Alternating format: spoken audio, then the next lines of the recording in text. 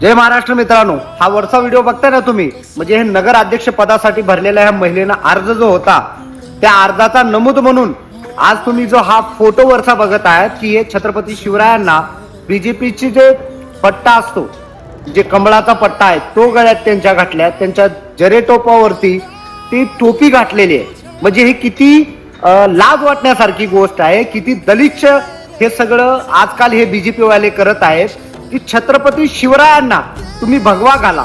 जे आपल्या हिंदू पद्धतीनं आहे, जे महाराष्ट्र किंवा आपल्या देशा पद्धतीनं जे करतात ते केलं पाहिजे. तुम्ही वंदन केले पाहिजे, त्यांच्या पुढे तुम्ही नतमस्तक झाले पाहिजे. तुम्ही तुमच्या पक्षाचे झेंडे आणि गळ्यात ते त्या गोष्टी त्यांच्या घालता. लाज वाटली पाहिजे तुम्हाला या गोष्टीची.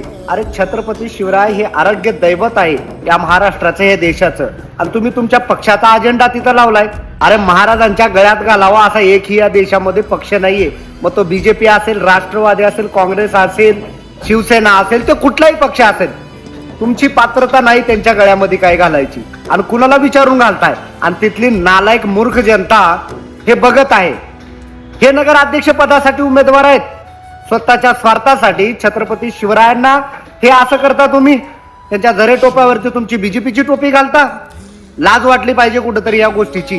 ज्या महाराष्ट्राला छत्रपती शिवरायाने एक नवीन ऊर्जा दिली, नवीन एक मार्ग दिला, एक जगण्याची ताकद दिली, एक स्वातंत्र्य दिलं, आणि त्या स्वातंत्र्यामध्ये आज तुम्ही छत्रपती शिवरायांना असं तुम्ही बीजेपीचं तुमचे वस्त्र घालत आहात. हे कुठंतरी लाजीरवाणी गोष्ट आहे. आणि तिथले नालायक लोक हे बघत बसले असतील. अरे बीजेपी झाला म्हणून काय आता काय तुम्ही काही करणार का?